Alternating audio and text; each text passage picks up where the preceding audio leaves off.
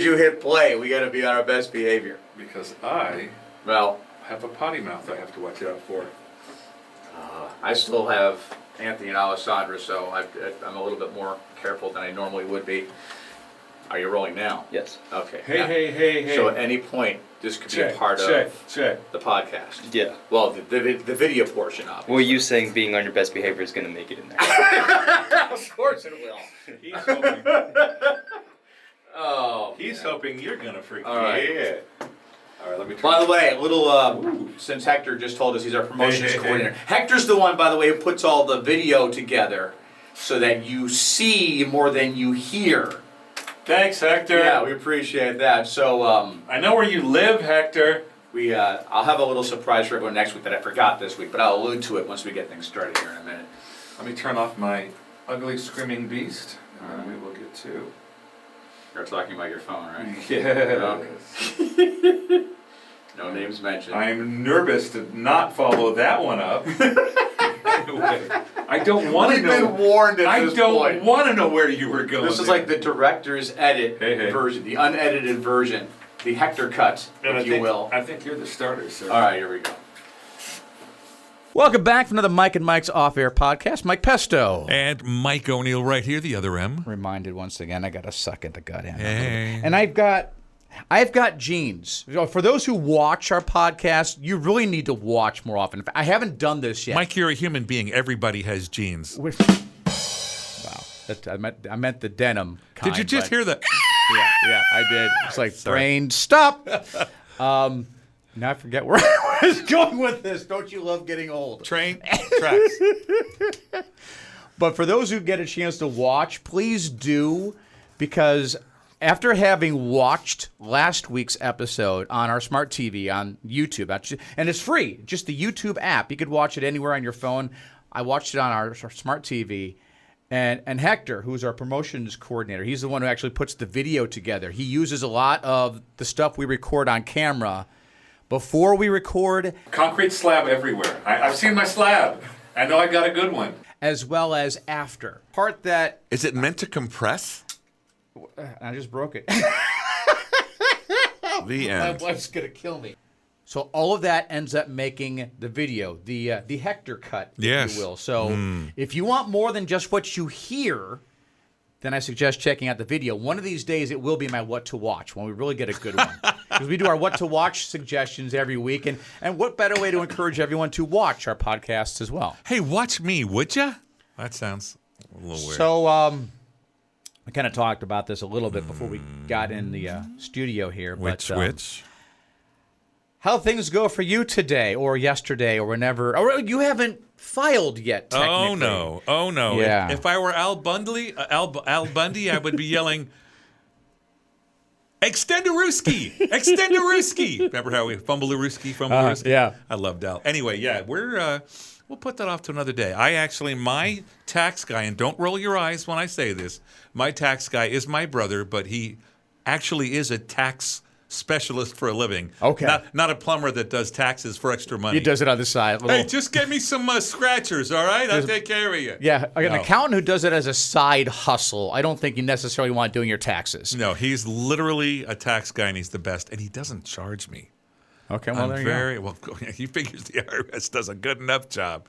But no, we're extended, so only because this is his busiest part of the year. This is Christmas. And he doesn't charge me, so I get out of his way, take care of it next month, and give him a big hug. Let the paying customers get seen first, and then you get in after that. Yes, sir.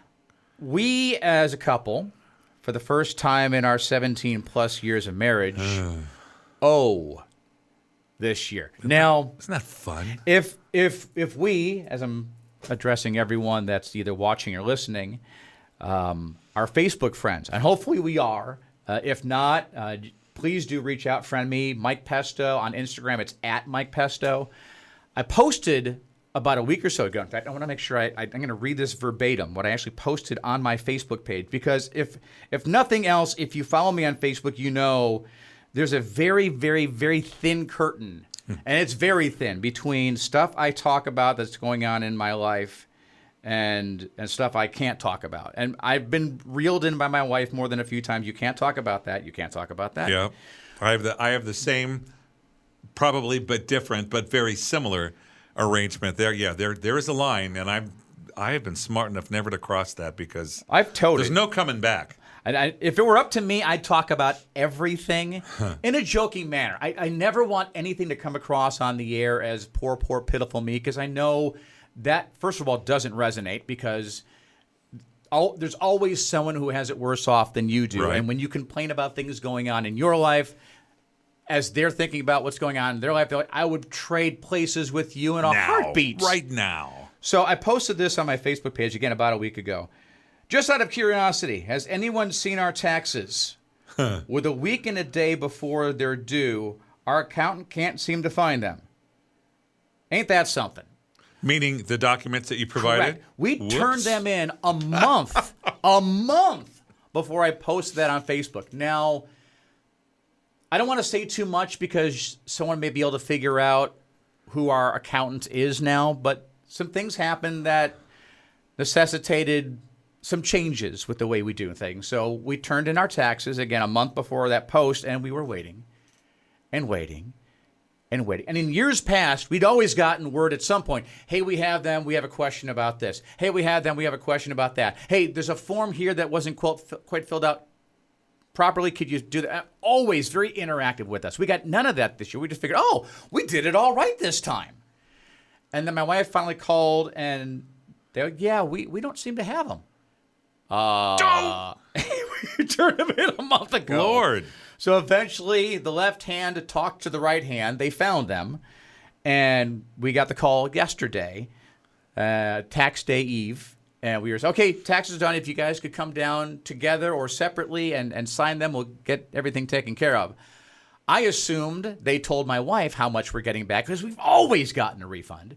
She assumed the same thing on my end. Neither one of us knew. We walked down there, looked at the first form, and we owe And into the thousands. And you can see it right away. And it's not only is it in bold letters, but it's highlighted. Right by the sign here, Exactly. sticky on the paper. And we're about to sign, and I look up.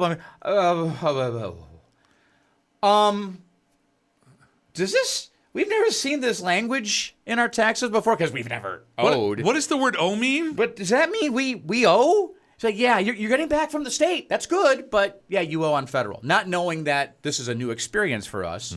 Like, can we talk to somebody? Because this is a bridge we've never crossed before.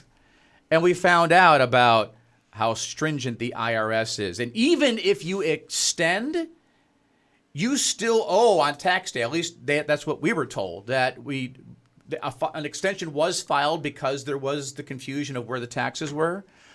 But we still need to make a payment arrangement with the IRS before the end of tax day today, as we're standing here recording this on April 15th. And because what they will do, I can't remember the exact amount, but they will charge you something a month. Yes, they will. And it adds up lightning fast. It's not as bad as having your car impounded, but it kind of feels like that if you wait long enough. And we also found out the interest rate fluctuates, which if you've ever bought a home, that's the last thing you want. It has an adjustable mortgage because it's great when it's low, but that bad boy can go up in a heartbeat. Oh, And it's double now. it's the same thing now with this. It's an adjustable rate that we owe on interest for paying back the government for the money we thought we weren't going to owe them because, again, we've always gotten a refund. Once it was explained to us, we understood. We had some things happen last year with my wife that she,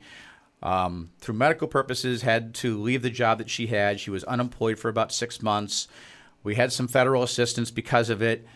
Turns out they miscalculated how much money we were making at the time and charged us a certain amount because with that federal assistance or state assistance, I think it's federal because it's IRS that we owe, they said that we owed X amount. After recrunching their numbers, they realized, oh, we didn't charge you enough. That's the main reason why. Frickin' surprise. You can never see that coming. Not only that, but apparently now when you fill out your W-4 or W-2, I forget which one, when you first apply, when you first get hired. It used to be, do you claim this, do you claim that? And then you could put Yeah, a 0. right. Now that option isn't there anymore. So what you have to do is at the bottom, when it asks, would you like us to take out any additional amount, that's where you would put in any extra just to make sure at the end of the year you get as opposed to owe. Right, because the goal is just try to shoot for 0. Yeah, ideally, that's the way it works out, and hopefully we'll recalibrate that. But the bigger question I wanted to ask you Is? and hopefully this turns into a bigger discussion, is after we had that conversation, the first thing I did, we got in the car and I called my mom. Not to ask for a loan or anything, but it was one of those, I feel sick to my stomach, I want to talk to my mommy moments. So I did it. We called my mom on the speakerphone in the car, explained the situation to her. She told me something that when my mom and dad were, when we were living in Illinois, my sister and I were living with them. In fact, she gave the time frame, and I remember it distinctly. She said there was one point where they owed more than $10,000. Wow, that's a lot. To the federal government. And again, it was one of those things, it wasn't their fault. It would have been nice if they were alerted ahead of time. They could have put some money aside. They were completely blindsided by it. I had no idea because my parents were always very close to the vest with my sister and I growing up about finances. And I think that's because my dad was incredibly self-made. He came from nothing living in Chicago. I mean, he was in an orphanage at one point. So he had it incredibly rough growing up. So he appreciated every dime he had.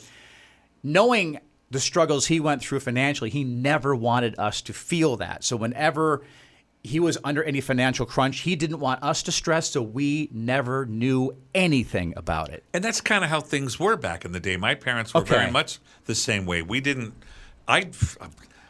I knew what my dad did for a living, but I didn't know how much he made. Okay. I didn't know any of that kind of stuff until I was well into high school.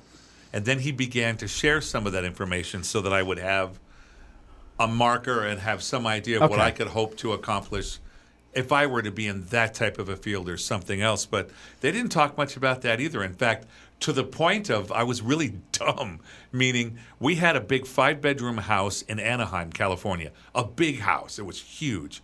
And because my parents had bought a home when I was, 0, they bought a home immediately and rolled, that into the next one, Gotcha. into the next Smart. one. And by the time they got to this house, their house payment was $300 something a month. And so when I started to learn about this, I went, oh, house payments are about $300 a month. And I was like, oh, that's not so bad. And I didn't realize that this, nearly $1 million value house did definitely not cost $300 a month. And, you learn about equity and all those sorts of things. But, I mean, you learn. And maybe so it is more of a generational thing that, that's when people did keep that more secret, even from family. I have a different take on it because it took me a little while to understand things financially. And I think I would have had a better grasp of that. I had some financial difficulties when I was younger, when I was in college, actually. And I got a credit card. And I thought, ooh, credit card. If I got a card, that means I can use it. It hadn't quite dawned on me yet, the whole, if you can't pay this off immediately when the bill comes due, not only do you owe the money, but then you owe the interest as well. Well, what do you mean I owe interest on money that was mine? Well, it's not actually yours. It's the card's, and the card belongs to the lending institution. Exactly. Boy, that college credit, oh my gosh, those things. College kids, most college kids are not yet equipped to deal with that properly. I think a lot of college kids have gotten that and had to have a parent bail them out and start over. And they did help out to a degree, although it required me doing a lot of work for them over the summer. And believe me, I earned that money back at that point. But if I had just learned and been taught earlier on, I think I may not have had that issue. Our kids know that the house is not our house. They know it belongs to the bank. Right. And that the bank allows us to live in the house until we pay it all off, and then we will get the deed to the home. Like, the cars are ours at this point Yeah, because we have the title for them. Similar deal with cars, I was going to say. Yeah. So when I got off the phone with my mom, we pulled up in the driveway, and the first thing I did is, all right, family meeting. And we all sat down at the kitchen table.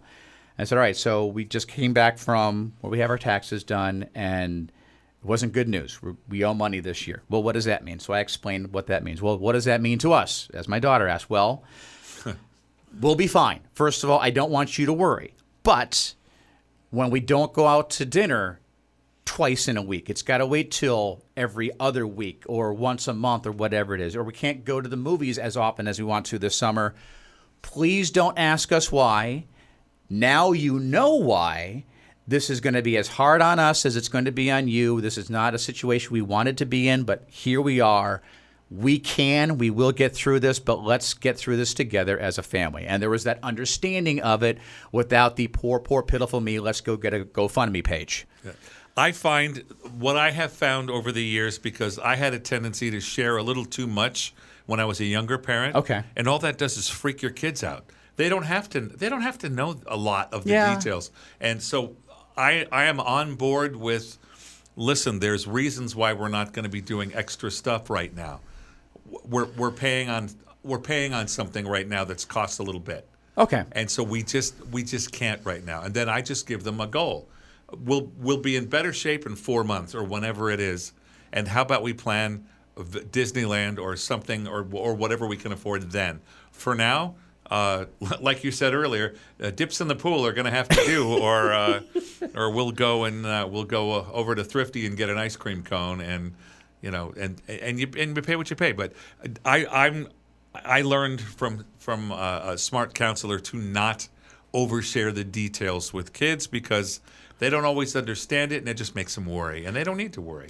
It's my job to pay the frickin' taxes, and not their job. That's where I need to be reeled in a little bit more with my wife because, again, as open and honest as I am with everything, as I mentioned earlier, with the things that I post on Facebook, I'm kind of the same way with our kids as well.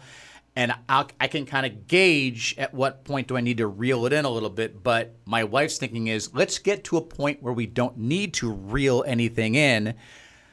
When it comes to sexual conversations, when it comes to our kids, because there's about that age they're getting to have those questions, coming up with their own answers in far too many cases. When they were a little younger, they would ask questions. I was always careful with my wife. Make sure you answer the question being asked, not assuming what the question is getting at. Yeah. So, because my wife would sometimes make that assumption with that particular topic. I tend to make it with financial things. I give way too much information, and then their heads are swimming. And like you said, they're more concerned than anything else. And they don't need to be.